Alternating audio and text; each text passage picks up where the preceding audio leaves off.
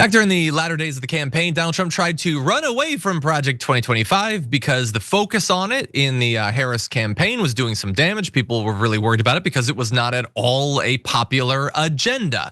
But we knew that it was fake, that they were intending to go through with it, and that's what they've been doing. And they've been wildly successful in just a short period of time. And so we're to turn to that, an evaluation of how much of Project 2025 has already been achieved. But just for fun, I want to read one of the lies that Donald Trump told about this. I know nothing about Project 2025. I have no idea who is behind it. He literally serves in the administration. I disagree with some of the things they're saying, and some of the things they're saying are absolutely ridiculous and abysmal. Same, I agree, Trump.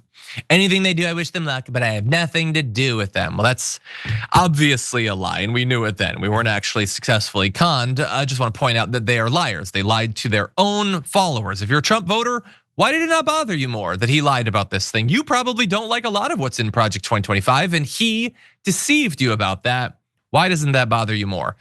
But now, nearly 1 month into the Trump administration, almost a third of Project 2025 has already been implemented or is in progress. 32% as of Friday, according to Heat Maps reporting. So you can see a sort of direct one-to-one comparison of things in Project 2025 with executive orders intending to do those things.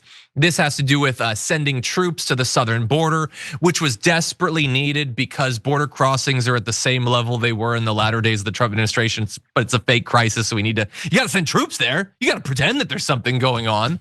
And so then we also have directing the Pentagon to eliminate diversity offices and staff positions and programs. That's done.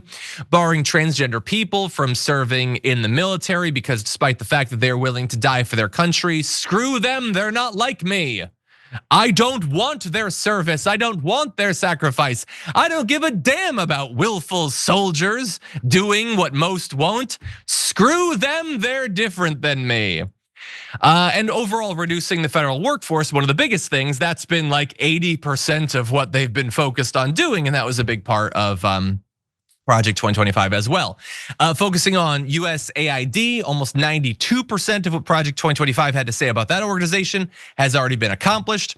Objectives at the Department of Energy, the EPA, and the Department of the Interior are closer to 40% done, so bye-bye, the American biome.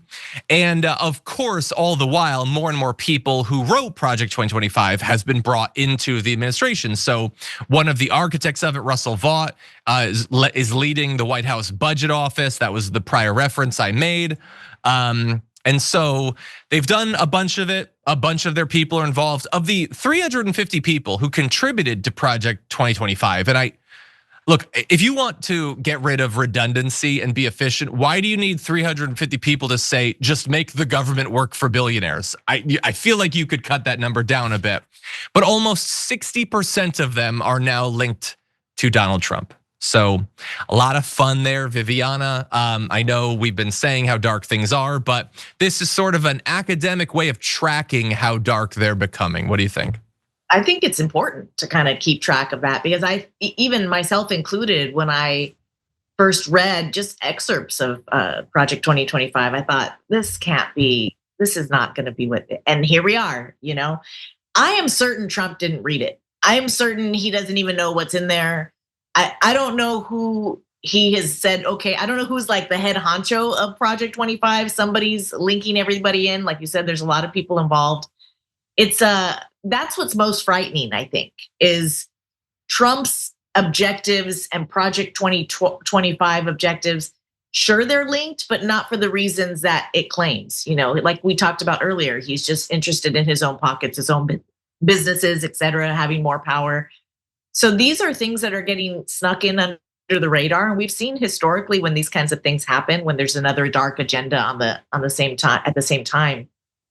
Yeah. So we got. I think this is wonderful that people are keeping track of it, and we got to keep our eyes open and start really waking up to the fact that these things, it's a snowball effect, and you start defunding organizations, you start making it so these systems don't work, and then you have, carte blanche to say, look they're broken, just get rid of it, and that's where we're at. Yeah, and you're 100% right there. I mean, the right has always run on, the government doesn't work, it can't do anything, so let's make sure that it never will, ever.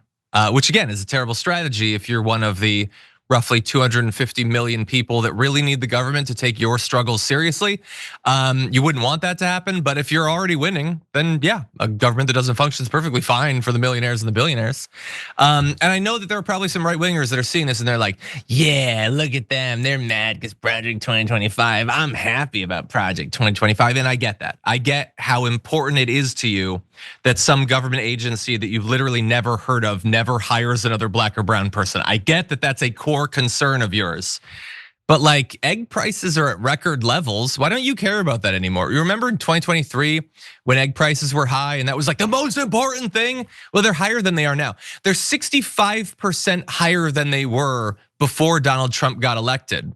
Does he seem to care about that? Why are gas prices so high right now? Does DEI have something to do with that? Because I feel like you're being economically screwed, and what you're being given in return is trans people can't serve in the military, which I'm not even willing to do.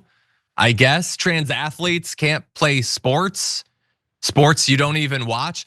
Like conservatives are so where I don't want to see a single trans person play in women's basketball, which I would never watch ever in my life. Meanwhile, let's say eggs are $12 in LA. I don't know. It's a weird set of priorities. But anyway, I like that they're tracking Project 2025. I'd also like to get together a list of all the things they pretended to care about that they don't care about anymore. I'd like to track the metrics on all of those as well.